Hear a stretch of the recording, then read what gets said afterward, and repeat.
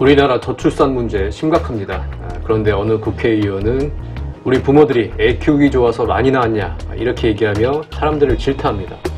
아이를 안 낳는 게 아니라 못 낳는 건데 국민의 대표라는 국회의원이 왜 이런 말을 거리낌 없이 하는 걸까요?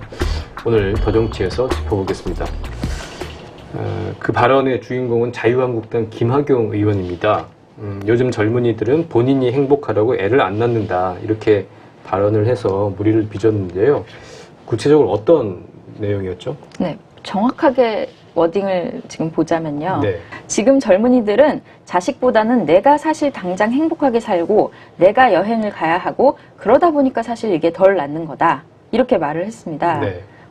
그 전에는 뭐라고 말했냐면 물론 여러 가지로 애 키운 것도 어려운 게 사실이지만 옛날에 우리 부모님들이 애를 키우기 좋아서 많이 낳았냐 저는 가치관의 변화라고 생각된다. 네. 이렇게 얘기를 했습니다. 네. 그러니까 청년들의 가치관을 뭐 바꿔야 된다든지 이런 식으로 직접적으로 바로 그 한 문장으로 말을 한 적은 없지만 사실상 그렇게 받아들여질 수 있는 발언을 했습니다. 지금 정유경 기자도 애가 둘이에요. 애가 둘이고 맞벌이로서 이 발언 접하고 어땠어요, 기분이? 처음에는 이제 너무 당황스러웠어요. 네. 아무리 약간 보수적인 사고를 하시는 분들이 많다지만은 청년들에게 니들이 행복하려고 지금 애를 안 낳아서 문제다라는 식으로 손가락질을 할 수 있을까? 어떤 정치인이 감히 그렇게까지 대담할 수 있을까 싶어서 놀랐어요. 네. 그래서 결국은 김학용 의원이 보도자를 다시 냈습니다. 네.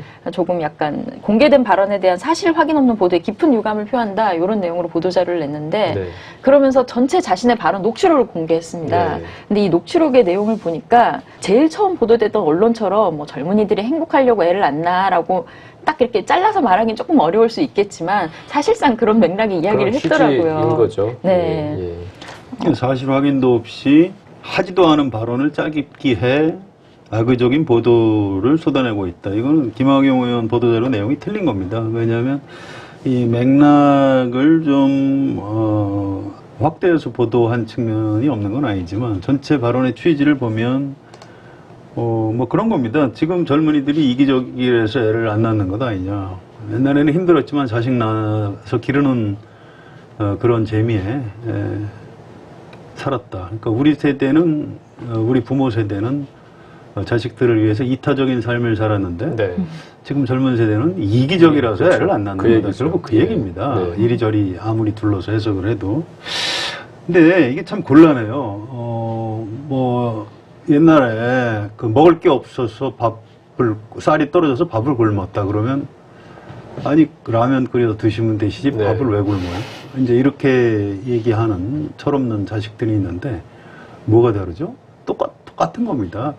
다른 사람이 왜 힘들어하고 왜 아파하는지에 대한 성찰, 그걸 이제 공감 능력이라고 해야 되는데 사실은 정치인들이 다른 사람들이 왜 힘들어하는지 왜 아파하는지 살펴서 치료를 해줘야 되는 사람인데 아이고 당신 그 이기적이라서 아픈 거야 이렇게 얘기하면 되겠습니까? 그걸 좀 뭐 사이코패스까지는 아니지만 소시오패스라고 얘기할 수 있을 정도고 이거는 아주 그 맥락상 그 생각하면 생각할수록 막 화를 더 불러일으키는 그런 발언이죠. 저는 좀 심하게 얘기하면 정치인들이 공감 능력이 이렇게 떨어지는 사람은 정치 네. 안 해야 된다고 봅니다. 네. 사실 김학용 의원실에서는 굉장히 좀 안타까운 마음도 좀 있는 것 같더라고요. 왜냐하면 김학용 의원이 단지 가치관 문제만이 저출산의 원인이라고 지적한 건 아니었어요. 네. 근데 저출산위원회 축사를 하러 간 거잖아요. 그러니까 본인도 공부를 하셔서 가가지고 말하기 전에 일과 가정의 양립을 잘 할 수 있는 여러 가지 여건을 만드는 게 우선 첫 번째 중요하다고 생각이 된다. 네. 이렇게 시작도 했습니다. 그리고 출산휴가를 잘 쓸 수 있는 분위기가 돼야 된다는 말도 뒤에 했습니다. 근데 이런 머리로 아는 것과 형식적으로 머리로 알고 이렇게 말을 하는 것과 본인의 진짜 생각이 중간에 나온 게 조금 이렇게 결이 다른 얘기들이 나오더라고요. 일과 가정의 양립이나 뭐 이런 거는 누구나 하는 얘기고 그렇죠. 본인의 진짜 생각이 중요한 거 아니겠습니까? 그러니까 이게 어떤 맥락이냐면요. 청년 일자리가 심각한데 아니 요즘에 그 어려운 뭐 식당에 가서 설거지하고 공사장 막노동판 가면 사람이 없어서 외국인 노동자들 쓰는데 우리 그 젊은 사람들 배가 안 고파서 고생을 안 해봐서 말이야 일자리가 왜 없냐 차고 넘치는데 이렇게 하면서 청년들을 야단치는 야단치는. 이런 네, 어른들이 네. 있어요. 네. 김학용 의원이 딱 그런 케이스죠. 네. 그래. 더 이상 편을 들어줄 수가 없네요. 네, 갑자기 박근혜 전 대통령이 중동으로 가라 그 얘기를 지금 갑자기 떠오르는데 김학용 의원 그러면 좀 구체적으로 더 살펴보겠습니다. 어떤 사람이죠? 그 김무성계 유일한 김무성계 의원인가요? 네, 지금 찾아봤더니 저도 처음 알았습니다. 1988년에 이해구 국회의원 비서관으로 정치에 입문했다고 하더라고요. 네. 2008년에 18대 국회의원 선거에서 안성 선거구로 출마해서 당선이 됐고요. 2014년 7월에 김무성 의원이 대표 최고위원회 선출됐을 때, 대표에 선출됐을 때 대표 비서실장으로 임명이 된 네. 적이 있습니다. 이때부터 김무성 의원의 측근으로 꼽히기 시작했는데요. 네. 소위 좌성태 우화경이라고 이렇게 불렸다고 해요. 좌성태 우화경. 네, 네. 김성태 현재 네. 원내대표하고 김학용 의원이 김무성 대표의 일종의 양팔이라고 하기 좀 그렇고 뭐랄까요? 앞에서 나서서 하는 선봉장 이런 네. 느낌이 좀 있더라고요. 네. 국회의원 하기 전에 경기도 의회 의원을 3번이나 했습니다. 그러니까 사실은 정치를 한 지 굉장히 오래된 사람이죠. 그래서 더 이런 말을 한 게 좀 믿어지지 않는 그런 측면이 있고요. 제가 이제 개인적으로 이런 경험이 있어요. 이분이 그 바른정당으로 탈당을 했다가 이제 네. 다시 자유한국당으로 돌아간 복당파인데 2017년 3월 그때 이제 한참 탄핵 국면이죠. 그때 이제 바른정당이 뭔가 정당을 새로 만들어서 국민들한테 좀 잘 보이려고 갑자기 국회의원 정수를 줄여야 된다. 이런 당론을 채택을 하고 토론회를 김학용 의원이 주최한 적이 네. 있습니다.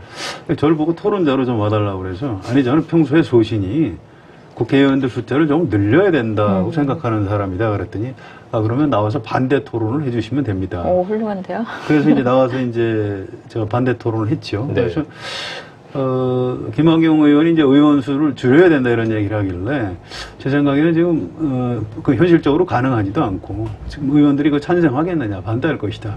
의원은 오히려 늘려야 되고 그래서 진보정당이라든가 득표율에 따라서 의석들을 가져야 되고 그렇게 해서 늘어나는 비용은 의원들 개개인의 세비를 좀 깎아서 보장한 숫자도 좀 줄여서 이렇게 해서 맞추는 것이 맞다고 본다. 이렇게 이제 반대 토론을 했는데 네. 그 다음에 이제 김학용 의원이 마이크를 잡고, 아니, 지금 국회의원 세비가 뭐가 많다고 그러냐. 얼마나 힘든데, 그걸 깎으란 얘기냐. 그런 그 현실을 알지도 못하는 얘기를 좀 토론자가 했다. 막 이런 식으로 막 펄펄 뛰더라고요. 네. 그래서 제 느낌이, 이분은 참 자기 하고 싶은 얘기 다 하고 사는 아주 그 영혼이 자유로운 사람이구나. 이런 인상을 아주 강렬하게 받았던 적이 있습니다. 근데 그 의총에서도 네. 한때 그 개파 갈등이 한참 논란이 된 적이 있었잖아요. 뭐 친박계가 잘못이라는 둥, 복당파가 잘못이라는 둥. 네. 그럴 때 심재철 전 부장께서 한번 실랑이를 한 적이 있었는데 그때도 김학용 의원이 가장 앞장서서 큰 소리로 심재철 전 부의장을 비판하는 목소리가 한마디로 크신 분인 것 같더라고요. 제가 찾아보니까 새누리당 때 얘기네요. 2015년 7월 2일이네요. 그때 최고위원 회의에서 유승민 원내대표의 사퇴를 촉구하던 김태호 전 지사라고 해야 되나요? 네, 네. 그 당시에는 이제 최고위원에게 네. 쌍욕을 한번 하신 적이 있다고 합니다. 누구한테요? 김태호 전 지사에게 김학용 의원이 최고위원 그 당시 최고위원에게 김학용 의원이 이제 유승민 물러나라 이러니까 화가 나서 XX 이걸 뭐라고 여기 방송에서 할 수 없는 욕을 했는데 이게 하필이면 또 기자들 앞에서 하는 바람에 기자들 있는데 네 기자들 있는 데서 하는 바람에 그대로 카메라에 이렇게 찍혔습니다. 그러니까 변명을 했죠. 에이 새끼야 이랬다. 그 전에 여기 뭐 어느 정도 짐작이 되네요. 하여튼 네. 에이 새끼야 그랬다. 너무 친한 친구여서 할 말 다 한 것 김태호가 같은데. 그렇게 해명을 한번 한 적이 네. 있는데 이 정도로 좀 그 남의 눈치를 크게 보시지 않는 타입이신 것 같긴 해요. 진짜 김학용 의원은 정말 하고 싶은 말 다 하면서 사는 그런 정치인인 것 같네요. 그 김학용 의원의 이 발언이 문제가 됐지만 그 전에 또 김성태 원내대표가 교섭단체 대표 연설에서 출산주도 성장을 소득주도 성장의 대안으로 또 제시를 했다가 또 상당한 역풍이 좀 일었습니다. 네. 어떤 내용이었죠? 네. 현 정부의 소득주도 성장을 비판하면서 5일 국회 교섭단체 대표 연설에서 현 정부의 정책이 문제가 있다. 그런 얘기를 하면서 정책적 대안으로서 출산 장려금 2천만 원을 포함해서 네. 1억 원을 네. 평생에 걸쳐서 1억 원을 자녀를 낳은 사람에게 줘야 한다. 이렇게 말을 하면서 그렇게 해서 출산 주도 성장으로 이제 나라를 일으켜야 된다 이런 식의 발언을 했습니다. 네. 그래서 여성계에서 발칵 뒤집혔는데요. 그 뭐 내용은 좋은 내용 아닌가요? 일단 이거를 출산주도 성장이라는 이름을 붙이는 것 자체가 조금 네. 무리가 있다고 봅니다. 네, 저는. 네. 그러니까 저출산 지원책이라고 말할 수 있을 것 같아요. 근데 이 얘기를 하는 게 아마 아동수당 이렇게 10만 원, 20만 원 이런 식으로 나눠서 주는 것보다는 화끈하게 지원을 하자 이런 얘기로 만약에 나왔다면 그래 그런 생각을 하는 사람이 있을 수 있다 이렇게 했을 텐데 현 정부의 소득주도 성장 정책을 비판하면서 출산주도 성장이라고 말을 해버리니까 그 마치 여성의 출산이 성장을 위한 생산 수단인 것처럼 예, 그렇게 보이는 면이 첫 번째로 있었고 그리고 근본적으로는 그 일자리나 보육 인프라를 늘려야만 저출산 문제를 해결할 수 있는 건데 네. 그런 쪽은 생각하지 않고 그냥 돈 줄게 나와봐 뭐 이런 식으로 들리는 면이 없잖아 있었기 때문에 여성들이 많이 분노했던 것 같습니다. 그 작지만 작아 보이지만 작지 않은 그런 차이가 있는 겁니다. 어떻게 보느냐, 결혼과 출산을 어떻게 보느냐. 물론 국가에서 정책적으로 장려를 할 수는 있어요. 그래서 여러 가지 지원책도 내놓는 거죠. 그렇지만 개개인 인격을 가진 구성원 우리 개개인들은 실존적인 결단에 의한 자기 인생 전체에 걸린 문제입니다. 결혼도 그렇고 출산도 그런 거죠. 근데 거기다가 출산 장려를 위한 정책이라고 내놓을 수 있는 거지만 그걸로 출산으로 성장을 주도하겠다라고 출산 주도 성장론이라고 해야 될 텐데 네.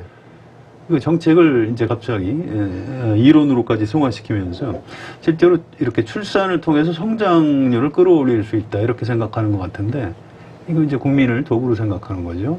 작아 보이지만 작지 않은 차이가 있는 겁니다. 그 얘기 듣고 4명의 비슷한 3040 또래들이 한번 모였었는데요. 아, 나이까지 공개돼.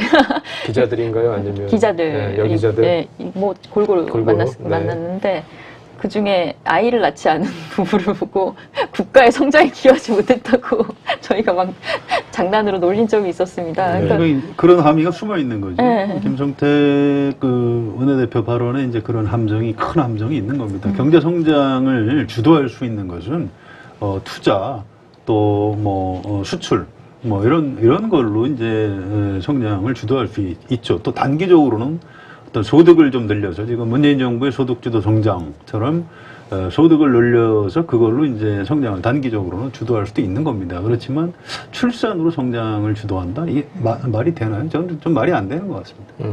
그러니까 아까 얘기한 것처럼 정말 애 키우고 그게 끝이 아니잖아요. 정말 애를 키워야 되고 육아, 보육 문제, 다 주거 문제 모든 게 다 연관이 돼 있는데 1억 원만 주면 애를 낳고 키우는데 아무 문제가 없다. 그러니까 육아를 전혀 알지 못한다는 느낌을 확실하게 준 거죠. 사실 주변에서는 여성들이 이런 얘기를 많이 했어요. 아니 뭐 2천만 원은커녕 1억을 줘도 낳고 싶지 않다.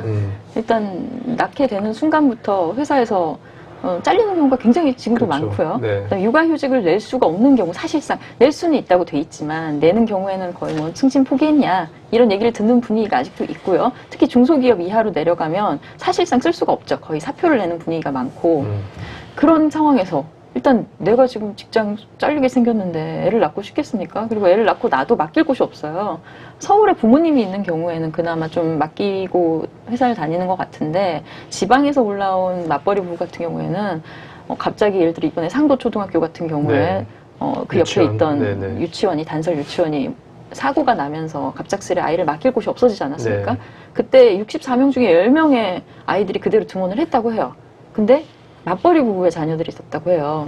밤새 내일 갑자기 맡아줄 곳을 찾았지만 찾지 못했던 사람들이라고 하더라고요. 이런 상황에 시달리다 보면 사실 일을 내가 계속 해야 되나? 이런 생각을 하게 되고 그렇게 되면 이제 경력 단절 여성이 되는데 경력 단절 여성이 되면 다시 사회에 쉽게 복귀할 수 있느냐? 질 좋은 일자리를 사실 찾기가 굉장히 힘든 상황이거든요. 김성태 원내대표를 제가 좀 변명을 해주자면 아무튼 그렇게 지금 우리 정유경 기자가 지금 자세히 설명했듯이 출산을 해서 애를 잘 기르려면 여러 가지 종합적인 대책이 필요하고 우리 사회 구조 자체가 좀 상당히 선진화될 필요가 있는 겁니다. 그래서 그런 차원에서 좀 과감한 출산 장려 정책을 쓰자. 필요하다면 과감하게 좀 금전적인 지원을 하자. 여기까지는 옳은 네. 처방일 수가 네. 있는 겁니다. 그런데 거기다가 출산주도 성장이라고 붙이는 순간 아니 인간을 우리를 지금 도구로 보는 거냐라고 그 옛날 박정희 시대 그 개발 독재 그 편린이 살짝 묻어나는 거죠. 그러면서 이제 사람들이 분노하게 되는 네, 그런 좀 측면이 있는 것 같습니다. 네.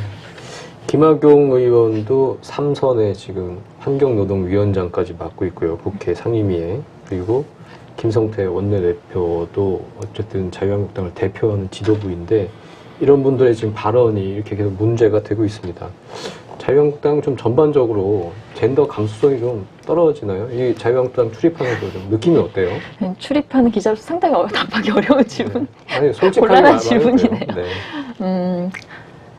아무래도 조금 연령층이 네. 좀 더 나이가 더 평균 연령이 높은 것 같습니다. 제가 보기에는 민주당이나 뭐 당연히 정의당보다도 네. 그래서 조금 사고방식이 좀 더 옛날식 사고방식이지 않은가 하는 생각이 들 때가 많은데요. 이게 전반적인 분위기다 보니까 극단적인 경우에는 박순자 의원이 네. 지금 여성위원장이신지 이건 저도 지금 좀 헷갈리는데 성폭력 근절대책위원장을 맡으신 적이 있어요. 당에서. 네. 네. 한창 미투가 예, 화제가 예, 됐을 예. 때였는데 그때 처음으로 3월 8일에 대책위원회 회의를 하면서 자유한국당도 성폭력 문제에서 성폭력 성희롱 이런 문제에서 자유로울 수 없다는 걸 공감한다 이렇게 말을 하시면서 뭐라고 했냐면 그래도 보수 진영인 자유한국당은 성 문제에서도 보수적이다. 거슬러 생각해보면 우리에게 있었던, 그러니까 자유한국당에서 있었던 불미스러운 일들은 거의 터치, 아니면 술자리 합석에서 있었던 일들이었지 딸을 키우는 엄마들이 이 세상에서 딸을 어떻게 키울까 걱정 들게 하는 일은 없었다고 말씀드린다. 이렇게 변명을 했어요. 네.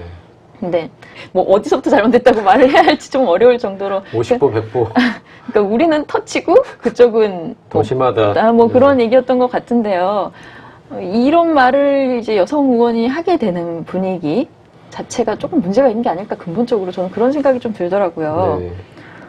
뭐 역사적으로 보면 박희태 전 국회의장이 캐디 강제추행 네, 네. 있었고 뭐 성폭행 시도하다 상해 혐의로 구속됐던 전 의원도 있었고 그렇죠. 네. 성폭행 혐의로 탈당한 전 의원도 있었고 네.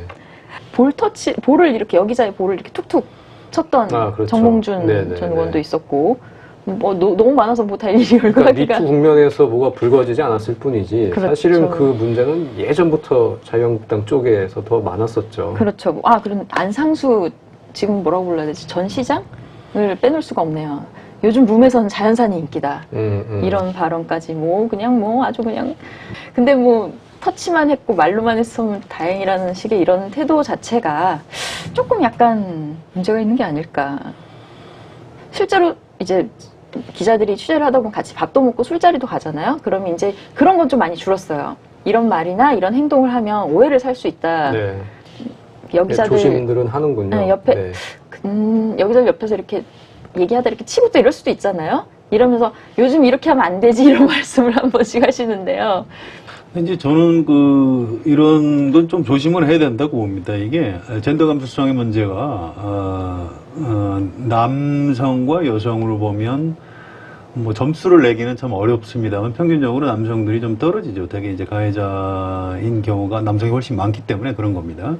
그렇다고 해서 남성 전체를 젠더 감수성이 없는 뭐 집단, 동물 이렇게 볼 수 없는 거고요. 또 세대도 마찬가지입니다. 세대가 나이가 많은 사람들이 젠더 감수성이 떨어지는 측면은 있지만 나이 많은 사람들이 다 젠더 그렇죠. 감수성이 다 그런 건 없다고 아니죠. 전제하는 건 잘못된 겁니다. 네. 저는 이제 이념적으로도 마찬가지라고 봅니다. 이제 물론 보수 쪽이 과거에 뭐 민정당하고 이제 합당을 해서 뭐 군사문화라든가 또 뭐 약간 지역적인 특성 이런 것도 있을 수 있겠습니다만 자유한국당 전체가 무슨 젠더 감수성이 떨어지는 집단이다. 저는 그렇게 말씀드리고 싶지는 않고요. 이 문제는 김학용 의원과 김성태 원내대표 개인 문제로 저는 보고 싶습니다. 이런 거죠. 그러니까 어느 세대, 어느 연령층, 어느 성적 집단이나 좀 이상한 사람이 있고 괜찮은 사람이 있다. 저는 네. 이렇게 보고 싶어요. 예를 들어서 일베 회원들은 아주 다수가 10대, 20대 남성들인 걸로 알고 있습니다. 그럼 그 사람들은 젊은 세대인데도 왜 그렇게 됐을까요? 또 워마드 회원들은 또 젊은 여성들이 좀 많은 걸로 알고 있는데 그럼 젊은 여성들이 다 그런가요? 그렇지는 않은 겁니다. 마찬가지로 물론 이제 평균적으로 중년 남성들이 젠더 감수성이 떨어지고 성폭력 사건의 가해자인 경우가 많죠. 직장에서 이제 성적인 착취, 갑질을 하는 경우도 많고 그렇지만 그렇게 집단 전체를 범죄시하는 것보다는 이런 경우에도 철저하게 좀 구별을 해서 이건 김학용의 문제, 김성태의 문제 이렇게 보는 게 전 맞다고 보고요. 젠더 감수성은 저는 학습과 교양의 문제지 어떤 뭐 이념이라든가 세대, 남녀 이런 문제를 좀 가급적 보지 않는 것이 문제 해결을 위해도 좀 도움이 되지 않는가 이런 생각입니다. 저도 공감하는 면이 있는 게 모든 사실 의원이 그런 게 아닌 건 당연한 문제고요. 네. 그 안에서도 제가 느끼기에는 그 분위기에 너무 오랫동안 이게 문제가 되지 않는 분위기에 너무 오랫동안 익숙해져 있었기 때문에 조금씩 그 깨달음을 가지고 조금씩 이렇게 늦게 오는 게 아닌가 하는 생각을 하기는 해요. 그러니까 그 자유한국당에도 젠더 감수성이 뛰어난 중년 있습니다. 남자 정치인들 많습니다. 네, 네. 아주. 그러니까 이를테면 정치인들 중에 기자들하고 아주 이제 활발하게 접촉을 하면서도 그런 스캔들이 한 번도 없었던 의원들도 많고요. 뭐 유승민 의원 지금 유승민도 바른미래당에 엄청 나와 젠틀하시죠. 있었습니다만 그분은 굉장히 좀 TK 지역인데도 불구하고 젠더 감수성이 아주 뛰어나고요. 네, 그렇습니다. 또 부산에 뭐 부잣집 도련님 이런 이미지가 있습니다. 김세연 의원. 연기자들에게 가장 인기 많은 김세연 의원입니다. 의원은 아주 젠더 감수성이 뛰어납니다. 물론 이제 남녀 가리지 않고 그런 편이고요. 그래서 자유한국당 전체를 이렇게 비판하는 것보다는 개별의 문제로 봐주는 게 좀 좋을 것 같습니다. 그러니까 네. 문화가 달라지는 게 좋은 것 같아요. 이런 게 문제가 있다는 걸 인식하고 좋은 사람들 자리를 자꾸 장려하다 보면 조금씩 바뀌지 않을까 생각을 합니다. 네, 그래서 정말 누가 주도 세력이 되느냐, 그렇죠. 그건 이제 중요한 문제인데 네. 그런 차원에서 네. 우리 또 홍준표 전 대표가 있지 않습니까? 네. 상당히 사실 마초라고 볼 수 있을 정도의 네. 그런 의식을 드러내는 걸 거리낌 없이 할 수 있는 그 정치인인데 홍준표 전 대표 네. 추석 앞두고 곧 돌아온다는 거죠. 잠깐 근황을 좀 소개를 좀 해주시죠. 네, 한동안 미국에 가 있었죠. 뭐 아들 신혼부부가 살고 있기 때문에 갔다고 하셨는데 어쨌든 잠깐 정치로부터 떨어져 있었는데 9월 15일에 돌아오십니다. 네. 그래서 지금 15일이면 얼마 안 남았네요. 네, 토요일, 네. 15일 토요일 아마 공항으로 마중 가는 팬들도 있겠죠. 근데 이분이 사실 자유한국당의 그 뭐랄까 이미지를 조금 약간 젠더 측면에서 많이 떨어뜨리는데 네. 혁혁한 기여를 했던 개인이시긴 합니다. 뭐 촌년이라든지 돼지발정제, 뭐 여자 설거지, 뭐 이화여대 학생들 이런 발언들 너무 많아서 사실 뭐 셀 수도 없을 정도고 지금 이분이 돌아오시게 되면 지금 현재 자유한국당 비대위에서 걱정을 하고 있는 게 네. 이분들의 이런 솔직함, 거침없는 이런 설화 이런 것들이 비대위의 행보를 덮어버릴 수 있지 않을까 하는 우려가 아무래도 많이 나오고 있어요. 개인 자격도 아니고 당원인데다가 거기다 연말 혹은 내년 초에 있을 전당대회에 출마하신다는 얘기가 나오고 있는 상황인데 그렇다 보면 아무래도 자신의 행보를 거침없이 하실 테고 그러면 자연스럽게 한국당이 뭐 변한 게 있어? 혁신 비대위를 했는데도 혁신 비대위에서 열심히 뭔가를 하고 있는데도 보이지 않지 않을까 하는 걱정을 많이 하시더라고요. 네. 그래서 기자들을 만나면 비대위 관계자들께서 항상 물어보십니다. 어떻게 했으면 좋겠냐고. 떨고 있군요. 홍준표의 귀환을. 근데 저는 여러 차례 좀 예고를 했는데 홍준표는 돌아온다. 또 전당대회에 출마할 것이다. 또 출마하면 당선될 가능성이 꽤 있다. 꽤 있다고 보세요? 그렇습니다. 이제 기사로도 그렇게 썼고 말로도 방송에서 여러 차례 했는데 이게 제가 괜히 하는 얘기가 아니고 실제 그 내부의 구성원들 중에 그런 걱정을 하는 사람들이 많습니다. 이거 당원 당규 개정에서 전직 당대표는 출마를 막아야 된다 이런 얘기도 있습니다만 네. 전직 당대표는 그거는 좀 말이 안 되죠. 네. 위원 그렇습니다. 강한데요. 이건 이제 정당이라는 게 어떤 민주적인 원리가 있는 건데 거기에 위배되는 거고요. 당원권을 박탈해서 뭐 쫓아내라는 얘기는 지금 말이 안 되고요.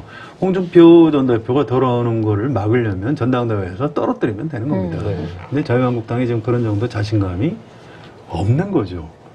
지금 굉장히 좀 재밌는 게 민주당 의원들한테 물어봤어요. 홍준표 전 대표가 돌아오면 어떻게 생각하느냐 했더니 아주 반색을 하더라고요. 네.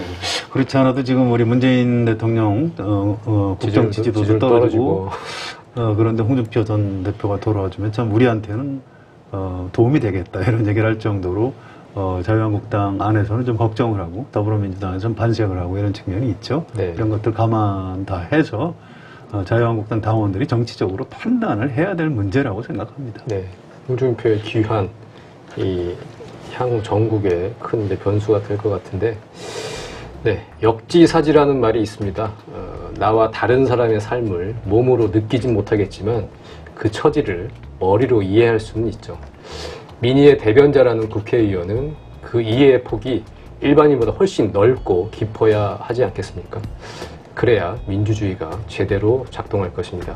더정치 오늘은 여기까지입니다. 감사합니다.